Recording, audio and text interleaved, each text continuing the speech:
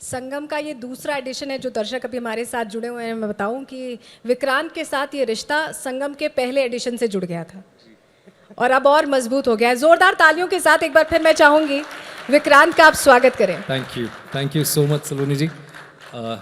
Thank you to the entire team of Republic Bharat. आप सबका बहुत बहुत शुक्रिया मुझे दोबारा यहाँ इनवाइट करने के लिए and thank you for all the love. इतना प्यार, इतना मान, इतना सम्मान आप सब ने दिया. बहुत अच्छा लग रहा है यहाँ आके. Thank you.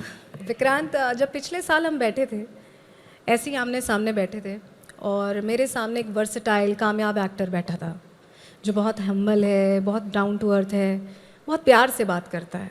और ये मैं बताऊं बहुत मुश्किल है. किसी स्टार को आप देखिए वो ज़रा सी कामयाबी चखते हैं और एक अजीब सा एरोगेंस आ जाता है. लेकिन ये शख्स मैं कहूँगी बिल्कुल आप बदले नहीं. लेकिन इस बार जब आप मेरे सामने बैठे हैं तो आप एक नेशनल अवार्ड विनर हैं. वर्सेटाइल और कामयाब एक्टर होने के साथ ये चेरी ऑन द केक हो गया. ऐसा लग रहा है मुझे. जी, मुझे भी ऐसा लग रहा है कि मुझे हर साल यहाँ आते रहना चाहिए क्योंकि जब यहाँ पे आया उसके बाद राष्ट्र पुरस्कार मिल गया, फिल्म फेयर भी मिल गया. तो आप मुझे तीसरे एडिशन में भी बुलाइएगा, हैट्रिक हो जाएगी हमारी. मैं बुलाऊंगी बिल्कुल. बस अब बशर्ते आप बहुत व्यस्त ना रहें तो बुला लूँगी. नहीं, आप ऐसे मत कहिए. मैं दुआ करिए कि मैं व्यस्त रहूं जीवन में, लेकिन आपके लिए मैं हमेशा समय निकालूंगा. बस यही बहुत बड़ी बात है कि मेरे लिए समय निकाल लेंगे. अच्छा ये बताइए, नेशनल अवार्ड मिलने के बाद एक जिम्मेदारी का एहसास हुआ होगा क्योंकि बहुत कम लोग हैं जो इस उम्र में, मैं इस पे आगे आऊँगी, इसे और विस्तार दूँगी, जो इस तरह का ओहदा पा लेते हैं. मेहनत बहुत लगती है और वो दिखती है, स्क्रीन पर दिखती है. लेकिन क्या बदला वो नेशनल अवार्ड पकड़ने के बाद हाथों में? सबसे पहले तो ये बदला कि बीवी शायद थोड़ा ज़्यादा प्यार करने लग गई मुझसे. क्योंकि ये हमारा बहुत पुराना सपना था. मैं सच कहूँ आपसे, मेरा करियर शुरू हुआ 2004 में.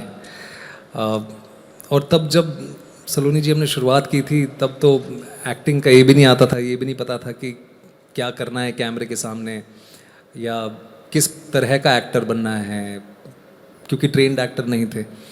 लेकिन जब थोड़ा थोड़ा काम करना सीखा और जब इस बात का एहसास हुआ कि नहीं, कैमरे के सामने ही उम्मीद है कि पूरी ज़िंदगी बिताई जाए, क्योंकि कहानियाँ कहना is something which I really like. Representing people is something that I really like. तो तब कहीं ना कहीं आप समझ लीजिए 2010-11 में कि सपना बना था कि ये सोचा था तब सोचा था कि यार अगर कभी नेशनल अवार्ड मिले, कभी राष्ट्र पुरस्कार मिले तो अच्छा होगा. और आज जब वो सपना सच हुआ है, साकार हुआ है, तो काफ़ी खुशी है इस बात की. और मेरी वाइफ ने और जब मैंने टीवी छोड़ा था और मैं सिनेमा में कोशिश कर रहा था एक्टिंग करने की, तो मुझे बहुत अच्छे से याद है मैंने एक फ़िल्म की थी, डेथ इन द गंज. कोंकणा सेन शर्मा की डायरेक्टोरियल फिल्म थी वो. तो मैं पैकिंग कर रहा था और मैं रांची जा रहा था. तो तब कहीं ना कहीं हमारी बात ये हुई थी. बहुत ही अद्भुत लगता है ये कहते हुए भी कई बार कि नेशनल अवार्ड, ये फिल्म, उस फिल्म के लिए मैंने कहा था कि हो सकता है इस फिल्म के लिए मुझे नेशनल अवार्ड मिले. हालांकि वो हुआ नहीं, लेकिन लगभग 7-8 साल बाद ये सपना पूरा हुआ है. तो एक जिम्मेदारी है बिल्कुल, क्योंकि हर एक्टर कहीं ना कहीं ये सपना देखता है कि उसकी फ़िल्म को सराहा जाए, लोग उसकी फ़िल्म को देखें, उसके काम को पसंद करें. और जब वो सपना साकार होता है तो खुशी बहुत होती है, लेकिन कहीं ना कहीं एक जिम्मेदारी भी इस चीज़ की होती है कि अब आपको और जम के काम करना है और अच्छे से काम करना है. और ये जो आपको ऑनर दिया गया है उसको आप ग्रांटेड नहीं ले सकते. आपको अच्छी कहानियों का हिस्सा बनना है और आपको ईमानदारी से काम करना है. क्योंकि 12th फेल में जैसे हमने कहा था कि ईमानदारी के बारे में हमने बहुत सारी बात की थी, कंसिस्टेंसी और प्रतिष्ठा के बारे में हमने बहुत बात की थी. तो वो सिर्फ कहानियों में कहने वाली बात नहीं, उसको निजी जीवन में जीना भी पड़ता है. बहुत बड़ी बात आपने कही है. जो चीज़ मैं कह रही थी कि इस उम्र में ये अवार्ड मिलना, आप जब नेशनल अवार्ड लेने गए आपके साथ शाहरुख खान जी भी थे. शाहरुख खान जी को बॉलीवुड का सुपरस्टार कहा जाता है, लेकिन उनको ये पहली बार मिला है नेशनल अवार्ड. तजुर्बे और उम्र का बहुत फासला है आप दोनों के दरमियान, लेकिन वहीं उसी मंच पर उस अवार्ड को लेना साथ में, क्या महसूस हुआ? वो जो फासला है वो आपने जल्दी तय कर लिया?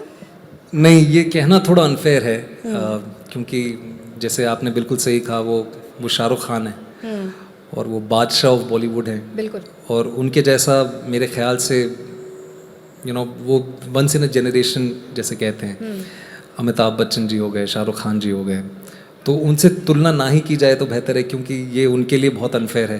बिल्कुल। क्योंकि उनका जो अनुभव है, उन्हें 34 साल हो गए हैं और मेरी उम्र महज 38 साल है। तो और ये मेरे लिए भी अनफेयर है क्योंकि जो उनका बॉडी ऑफ वर्क है सलोनी जी, वो मेरा बॉडी ऑफ वर्क उसका एक तिहाई भी नहीं है। मैंने इतनी फिल्में नहीं की हैं जितनी उन्होंने की हैं, जिन डायरेक्टर्स के साथ उन्होंने काम किया है, जिस तरह से लोगों को या लोगों के जीवन में उनका इम्पैक्ट रहा है, मैं बहुत दूर हूँ और हम दोनों में 22 साल का फ़र्क है। बिल्कुल। तो लेकिन अच्छा लगा उनके साथ उस स्टेज पे जाना। और सिर्फ शाहरुख सर ही नहीं, मुझे बहुत अच्छे से याद है जब हम मैडम प्रेसिडेंट के सामने सब बैठे हुए थे, तो रानी मुखर्जी मैम मेरे साइड में बैठी हुई थी। तो हम तीनों का पहला राष्ट्र पुरस्कार था और बड़ी खुशी हुई थी वो मंच उन सब के साथ शेयर करने में। और सिर्फ मुझे ही नहीं, 12th फेल को भी बेस्ट फिल्म का अवार्ड दिया गया, बेस्ट फीचर फिल्म का। तो वो कुछ ऐसे पल हैं जो मैं आजीवन याद रखूँगा जी। जब आपको मिला नेशनल अवार्ड, आपका परिवार, आपने सबसे पहले क्या कहा? शीतल से क्या बात की? आपकी हर बात में वो उनका वहाँ जिक्र थे। आता है। हाँ, वो वहाँ मौजूद जी। थे। और आपने सबसे पहले क्या कहा उनसे जब आपने उसे हाथ में लिया, जो सपना आप लोगों ने साथ में देखा था? जी। जब आप स्ट्रगल कर रहे थे, जब आप सीख रहे थे, उस फेज़ में वो आपके साथ थी पूरे समय और आपको यहाँ तक ले आई हैं। पूरा क्रेडिट उन्हीं को दूंगी मैं। नहीं, पूरा नहीं, मतलब 80% दे सकते हो एक आप। पुश तो किया होगा ना? पुश वाइब्स ही करती है। बिल्कुल। देखिए कौन कौन मानता है वाइब्स पुश करती हैं? अरे थोड़ा जिनको जोर से घर जाके बताओ। सुकून से सोना है, जल्दी हाथ उठा लो। तो समझ जाइए कि पुश उन्हीं का था। पेरेंट्स का भी था। बिल्कुल, मैं हाँ, बिल्कुल, उनका भी, मेरी उनका मेरी भी। मदर भी वहाँ थी। जी। मेरी मदर थी और शीतल वहाँ थी। हाँ। सच बताऊँ तो उस वक्त, और एक्चुअली सिर्फ उस वक्त ही नहीं, कुछ घंटों तक, जब तक हम वापस होटल नहीं पहुँचे, तब तक हमें विश्वास ही नहीं हुआ कि ये दिन हम जी चुके हैं। और ये आप एग्री करेंगी मुझसे कि जब कुछ अच्छा हो रहा होता है जीवन में, तो वो वक्त बहुत जल्दी निकल जाता है।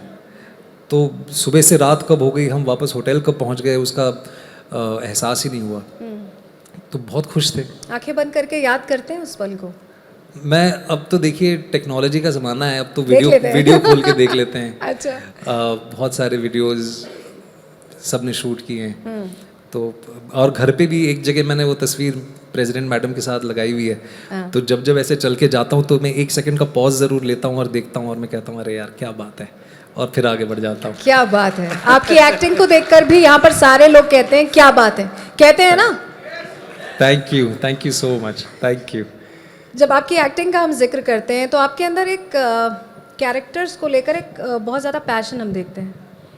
आप कोई ऐसी मूवी अभी तक मुझे नहीं दिखी जिसमें आपने अपना कैरेक्टर, शायद मुझे लगता है सुनते होंगे, समझते होंगे, जो देख के लगता है। अंदर की बात आप बताएंगे कि आप बहुत आराम से देख के समझ के तब करते हैं। अलग अलग पहलू, सेक्टर 36 का जिक्र बहुत ज़रूरी है यहाँ पर। जी। वो पिक्चर, उसमें विक्रांत मैसी जो एकदम सीधे साधे, मतलब मेरी नज़र में आप एकदम सीधे साधे से दिखते हैं जब भी मैं देखती हूँ आपको किसी फिल्म में। उसमें वो चेहरे के अंदर एक शातिरपन, भोलापन, शातिरपन, कुछ मिक्सचर है, वो कुछ मिक्स है। मतलब मैं उसे शब्द नहीं दे पा रही हूँ शायद। आप ज़रा बताइए कि आप कैसे फ़िल्टर करते हैं, रोल्स कैसे फ़िल्टर करते हैं? देखिए, ये आपका बड़प्पन है कि आपको मैं इतना सीधा साधा लगता हूँ। नहीं और है। सच है। नहीं, कोशिश हम सब करते हैं कि एक साफ सुथरी ज़िंदगी जिएं, लेकिन एक अभिनेता के तौर पे और जो भी अनुभव जीवन में अब तक मिला है, ट्रैवल के ज़रिए, लोगों से मिलके, किताबें पढ़ के, मुझे ऐसा लगता है कि ये मैं इंग्लिश में कहूँगा क्योंकि ये मैंने इंग्लिश में पढ़ा है कहीं, कि ह्यूमन पोटेंशियल इज़ इमेजरेबल। हम सब जो हैं, हम वही लोग हैं जो वक्त आने पे एक हाथ से पानी भी पिला सकते हैं, मदद भी कर सकते हैं, और वक्त आने पे मजबूरी में हम उसी हाथ से बहुत घिनौने काम भी कर सकते हैं। और इतिहास इस बात का गवाह है। बिल्कुल।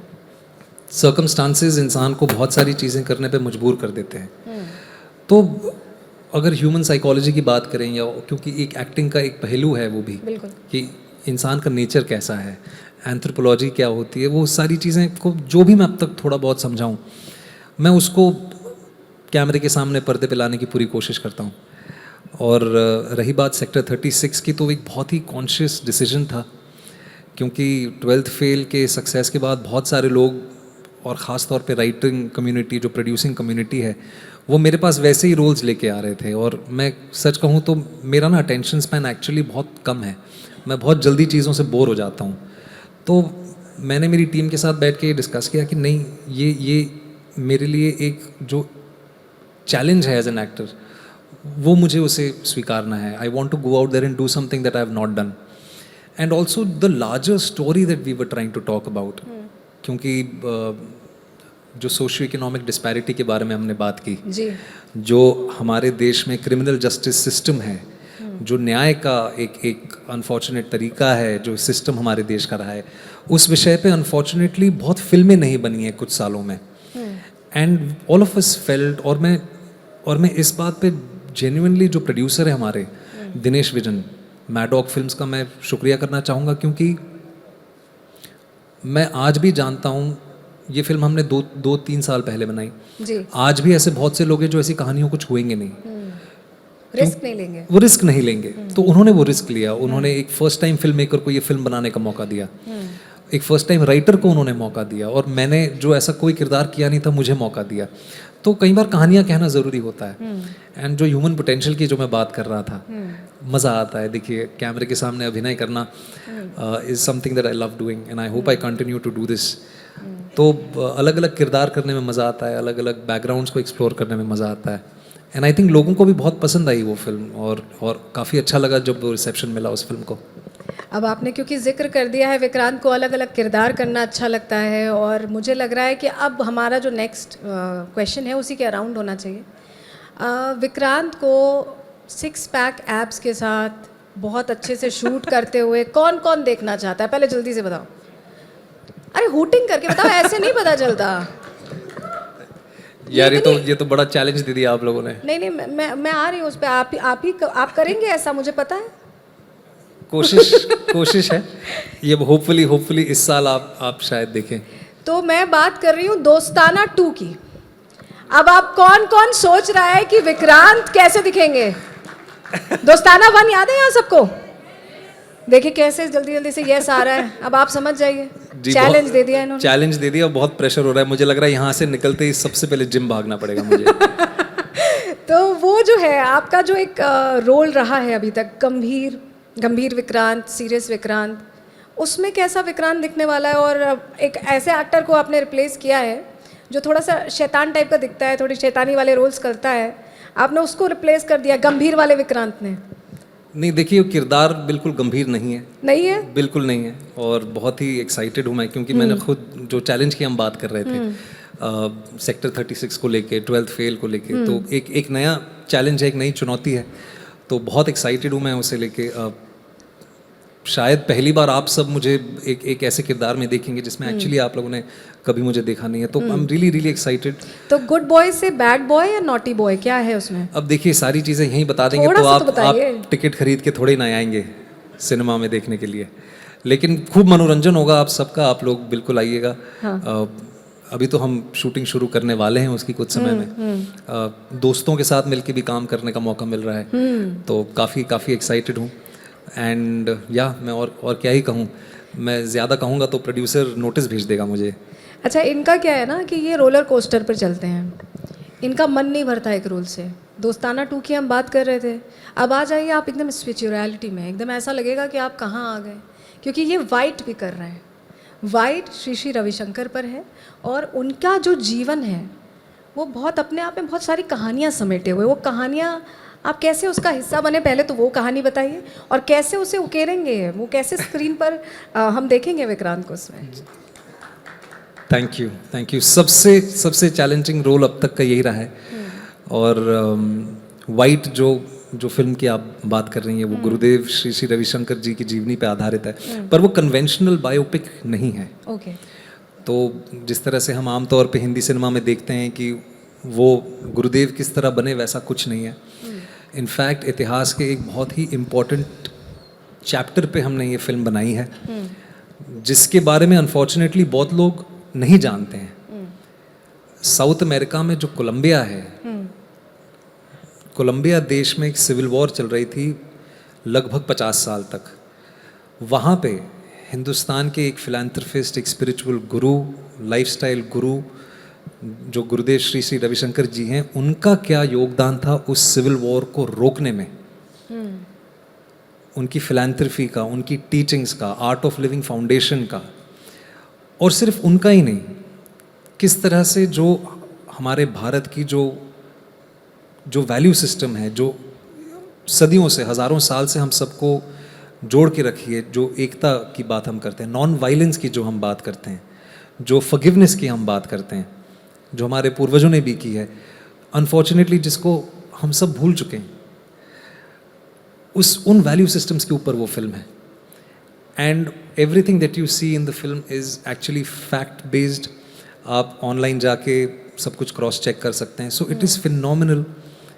अगर आंकड़ों की मैं बात करूं, लगभग 52 इयर्स तक वो वॉर चली वहाँ पे, एक ऐसे देश में जहाँ की भाषा भी वो नहीं जानते थे। बिल्कुल। कल्चरल बैकग्राउंड जो भी उनको मीडिया के ज़रिए पता चला, उसके बारे में उन्होंने देखा, पर जिस प्रकार के वो इंसान हैं, उनको यहाँ 15,000 किलोमीटर दूर बैठ के तकलीफ़ हुई, क्योंकि 6.5 लाख लोग बेघर हुए हैं अपने ही घर से। 2.5 लाख से ज़्यादा लोगों की मृत्यु हो गई उस सिविल वॉर में। तो वहाँ जाके उन्होंने किस तरह से इतनी पुरानी सिविल वॉर को रोका, किस तरह से जो अपोजिंग फैक्शंस थे उनको एक लेके आए। आज आप वहाँ पे जाके देखेंगे तो you'll be, and he was honoured with the highest civilian award. तो उसके ऊपर वाइट है।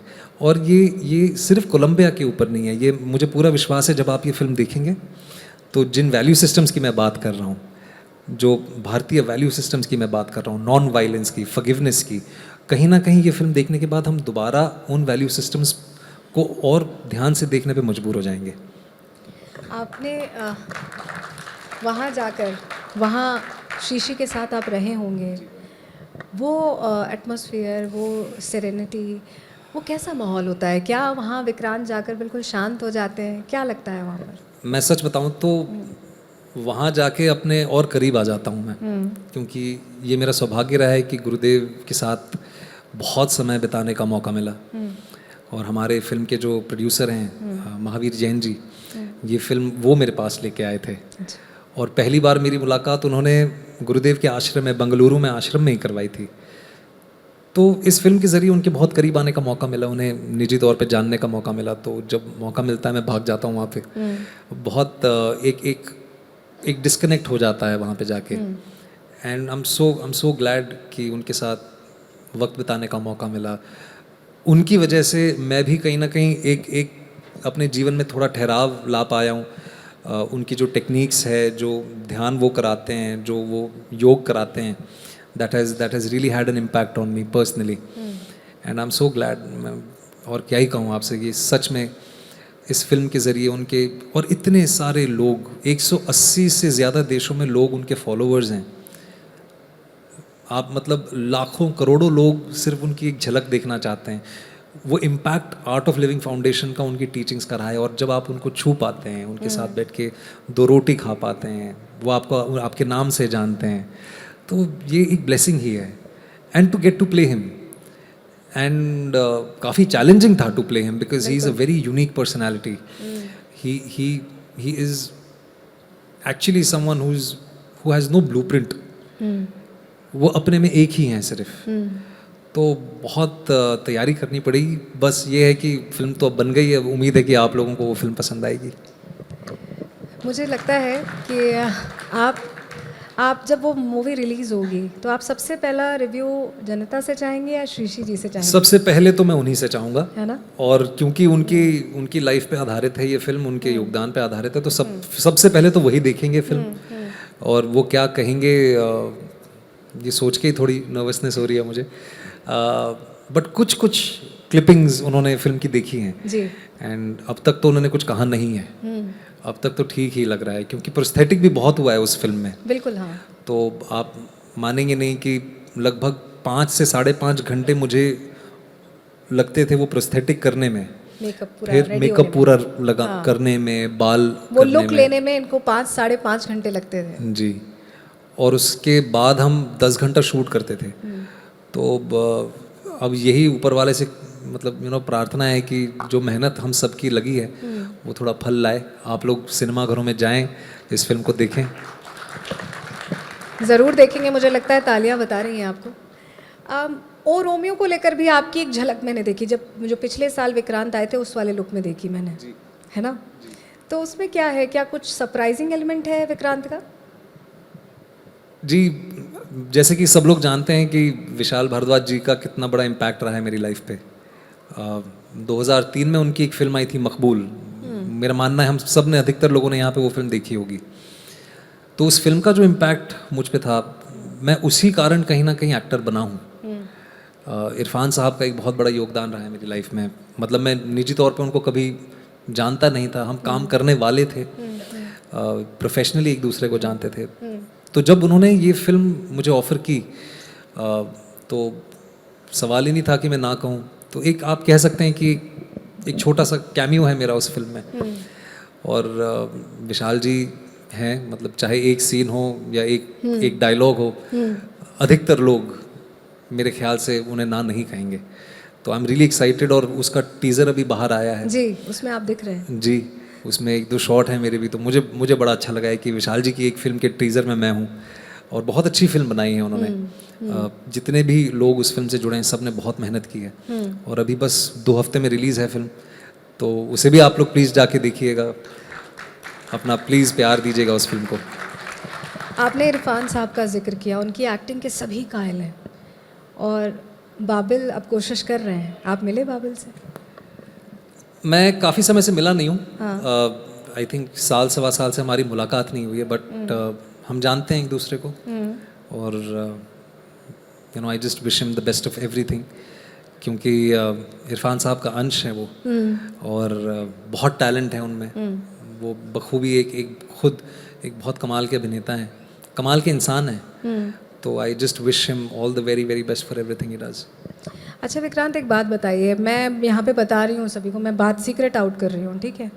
ये आजकल फ़ोन वोन नहीं उठाते, बहुत बिजी रहते हैं, बहुत बिजी रहते हैं। और इतने बिजी रहते हैं कि बड़ा मुश्किल हो जाता है इनसे बात करना। कहाँ बिजी रहते हैं आप आज बताएंगे? मैं सच बता देता हूँ, मैं आजकल, ठीक है काम तो चल रहा है, थोड़ा बहुत राष्ट्र पुरस्कार का इम्पैक्ट तो पड़ा ही है। नहीं, मुझे पता चला कुछ प्रोडक्शन का भी चल रहा है, उसी में लगे हैं आप। जी, मैं वहीं आ रहा था। जी हाँ, तो कहानियों की जो सिनेमा की दुनिया है सलोनी जी, वो मेरा सब कुछ है। मुझे लगता नहीं है कि मैं कुछ और कर सकता हूँ जीवन में।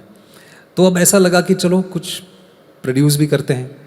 तो कुछ चीज़ें हैं जिन पे मेहनत चल रही है, काम चल रहा है। लेकिन सिर्फ प्रोडक्शन ही नहीं है। अभी जैसे आपको ये भी बता दें, दूसरी बात ये है कि मेरा एक 2 साल का छोटा सा बेटा भी है। हाँ, तो उसके डायपर बदलने में, उसके पीछे पीछे भागने में, हाँ ज़्यादातर बिजी मैं वही हूँ। तो फ़ोन का एक ये है कि उसके लिए मैं फिर जाने दूंगी, कोई बात नहीं। Thank you. तो यही है बस, ज़्यादा कुछ नहीं। और मुझे फ़ोन से, आप तो मुझे जानती हैं, पर्सनली जानती हैं, तो मुझे फ़ोन ज़्यादा पसंद नहीं है। मुझे एक तो कॉल करने के अलावा और व्हाट्सएप करने के अलावा कुछ और आता है नहीं, ठीक है? तो और ज़रूरत होती नहीं है फ़ोन की। यहाँ शीतल है नहीं तो मैं पूछती कि ये सही बता रहे हैं या झूठ बोल रहे हैं। नहीं, वो मेरे ख्याल से बैठ के लाइव देख रही हैं टीवी पे। तो नहीं, मुझे बहुत डिस्ट्रैक्टिंग लगता है वो। नहीं, होता भी है। ध्यान बंटता है, ध्यान नहीं बंटना चाहिए। घर पर बिल्कुल नहीं बंटना चाहिए। बिल्कुल नहीं, क्योंकि घूम फिर के तो घर ही जाना है। वही बात है जी। अच्छा विक्रांत, मुझे बताइए, अब जो पूरा आप अपना सफ़र देखते हैं, जब मैंने पिछली बार भी आपसे ये सवाल पूछा था, इसलिए मैं थोड़ा स्किप कर रही थी उसे, लेकिन एक बार उसका जिक्र ज़रूरी ही हो जाता है। सीरियल से शुरू करना एक बहुत दूसरा माहौल होता है टीवी सीरियल्स का। मूवीज़ में आना, मूवीज़ में आके इतना आगे आ जाना कि आपको लोग सेल्फ मेड सुपरस्टार कहने लगे, आपको कहने लगे कि आप आउटसाइडर होकर you have rock the world, you have rock the cinema world. तो वो जो पायदान चढ़े हैं आपने, जो अभी युवा आपको देखते हैं, अभी भी बहुत सारे लोग एस्पायर करते हैं ऐसा करने के लिए, उनको आपकी जर्नी का निचोड़ चाहिए और मैं चाहती हूँ कि इस मंच से आप दें वो। ये आपका बड़प्पन है, ये सुपरस्टार, ये सारे शब्दों का इस्तेमाल करना, मुझे लगता है कि अभी बहुत काम करना बाकी है सलोनी जी, टू बी वेरी ऑनेस्ट। जैसे मैंने पहले भी कहा जब शाहरुख सर का जिक्र हुआ कि देखिए, मेरा ये मानना है कि अगर कुछ सब्सटैंशियल करना है, और ये जवाब ही है आपके सवाल का। जी। अगर आपको कुछ सब्सटैंशियल करना है, या अगर आप एक लेगेसी ब्रांड बनाना चाहते हैं, चाहे बिजनेस में हो, चाहे स्पोर्ट्स में हो, चाहे किसी भी फील्ड में हो, वो 2 या 3 स्पाइक्स के साथ या 2 या 3 अपटिक्स के साथ नहीं होता है। वो आपको कंसिस्टेंट रहना पड़ेगा, आपको कंसिस्टेंसी के साथ काम करना पड़ेगा। और अगर आपको ऐसा लगता है कि अच्छा आपने एक आध अवार्ड उठा लिया, या आपकी एक आध फिल्म चल गई, तो आपने वो मुकाम हासिल कर लिया, तो sorry to burst your bubble, your standards of good are very low, मुझे ऐसा लगता है। अभी जैसे शाहरुख सर की हमने बात की, जी। 33-34 साल से वो काम कर रहे हैं। बिल्कुल। आप कम से कम उनकी 30 फिल्में उठा सकती हैं जो सुपर हिट्स रही हैं, जिनका इम्पैक्ट हम सब पे रहा है। तो उस तरह से मैं काम करना चाहता हूँ। तो मैं भी ये कहूँगा लोगों से कि अगर आप वाकई कुछ सब्सटैंशियल करना चाहते हैं तो आपको कंसिस्टेंट होना पड़ेगा। मेरे जीवन का निचोड़ मैं क्या ही दूंगा, बस यही कहूँगा कि थोड़ा पेशेंस रखें, क्योंकि ओवरनाइट सक्सेसेस, अगर आपको ओवरनाइट सक्सेस भी मिला है तो ओवरनाइट वो सक्सेस गायब भी हो सकता है। तो अगर कुछ सब्सटैंशियल चाहिए तो थोड़ा समय लगाइए, क्योंकि ये सब हम सब के बड़ों ने हमसे ये कहा है कि जितनी लंबी इमारत आप बनाना चाहते हो उतना गहरा गड्ढा भी आपको खोदना पड़ता है, आपका फाउंडेशन उतना ही मजबूत होना पड़ता है। तो मैं कोई नई चीज़ तो नहीं कह रहा हूँ, और बस इतना ही कहूँगा कि वर्क हार्ड, बी कंसिस्टेंट, और फेलियर जो है, अधिकतर फेलियर्स ही मिलेंगे। तैयार रहना उसके। बिल्कुल, और ये लाइफ का नेचर है, अधिकतर आपको फेलियर्स ही मिलेंगे। तो वो एक मोमेंट ऑफ ग्लोरी के लिए आपको रीस्टार्ट करने के लिए तैयार रीस्टार्ट करने के लिए, बिल्कुल मैं कहना ही चाह रहा था, रीस्टार्ट करने की क्षमता आप सब में होनी चाहिए। It's very very important. And I think just be nice to people, be kind to people.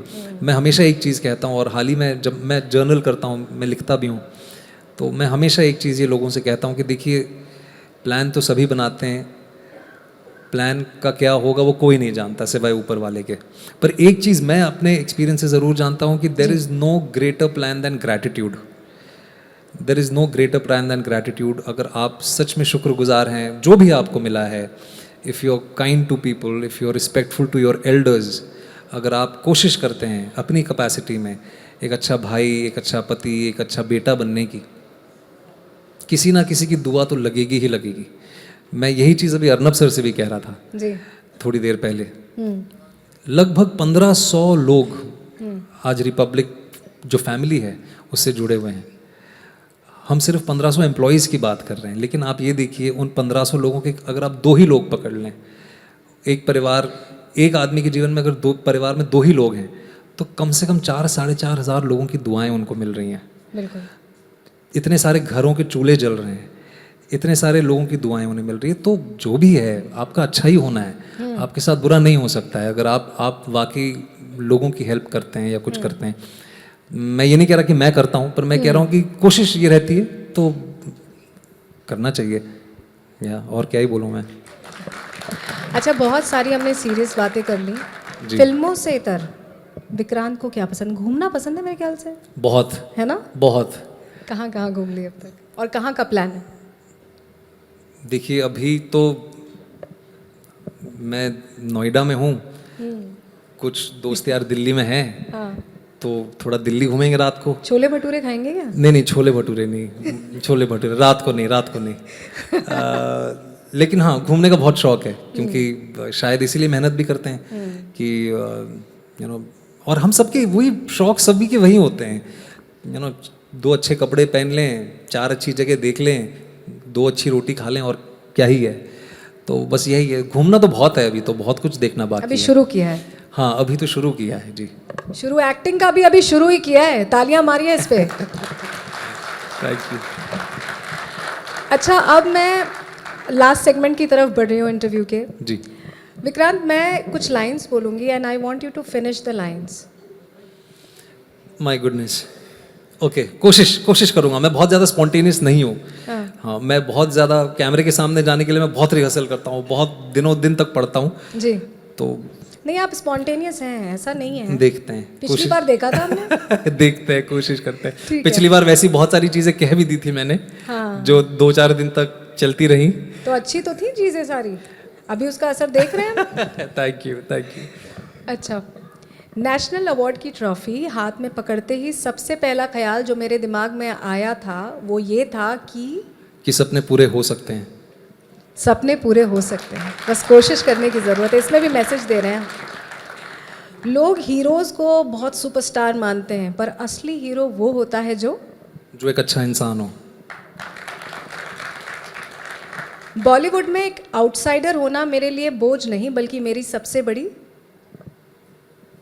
ये आउटसाइडर इनसाइडर को लेके मेरा थोड़ा अलग एक पॉइंट ऑफ व्यू है, तो मैं इसको कंप्लीट नहीं कर पाऊंगा शायद। अच्छा, या स्किप, अच्छा ठीक है, एक ही लेकिन स्किप कर सकते थे।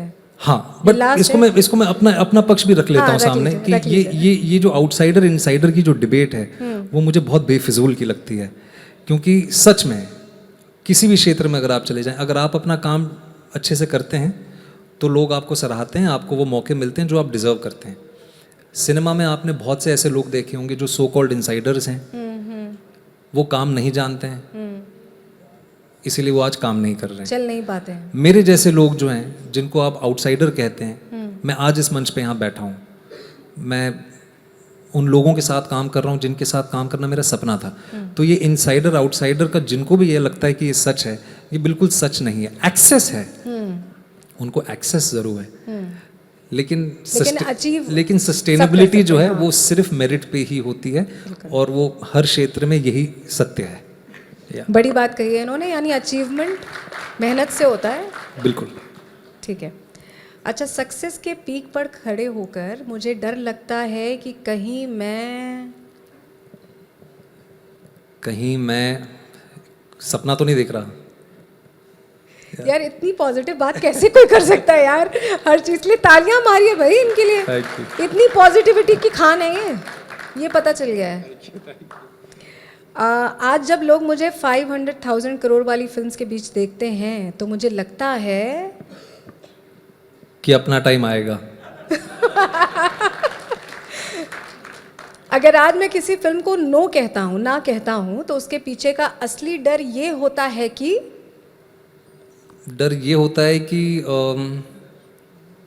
कहानी अच्छी नहीं है, या कहानी अच्छी नहीं है, और किरदार भी आप बहुत देख समझ के लेते हैं। मोस्टली तो कहानी अच्छी नहीं होती है उसी वजह से। ठीक है। और अधिकतर आप लोगों को बोल नहीं पाते हैं स्पष्ट शब्दों में कि यार तुम्हारी कहानी अच्छी नहीं है, वो थोड़ा बुरा मान जाते हैं लोग।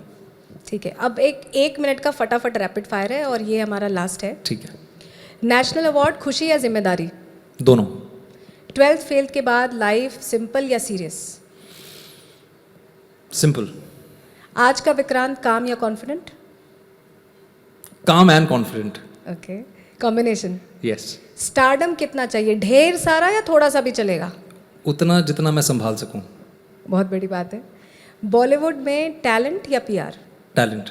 All talent. एब्सोल्युटली।